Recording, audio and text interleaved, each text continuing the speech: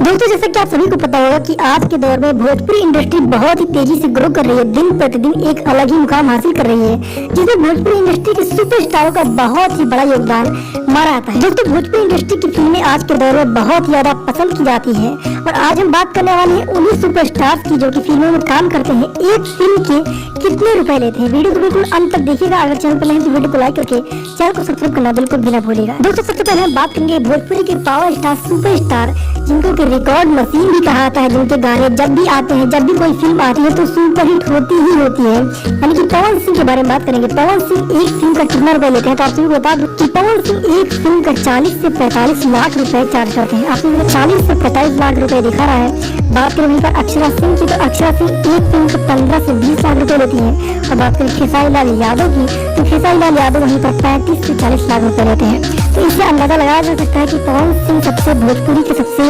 महंगे एक्टर्स में से हैं, जो कि 40 से 45 लाख रुपए एक फिल्म का चार्ज करते हैं। कमेंट सेक्शन में आप जरूर बताइए किस एक्टर के फैन हैं। अगर आपको ये वीडियो अच्छी लगी तो वीडियो को लाइक करके चैनल को सब्सक्राइब करना बिल्कुल भी ना भूलेगा, ताकि आपको हमारे चैनल से जो वीडियो है सबसे पहले मिले। ठीक है, मिलते हैं अगले वीडियो में। Thank you so much.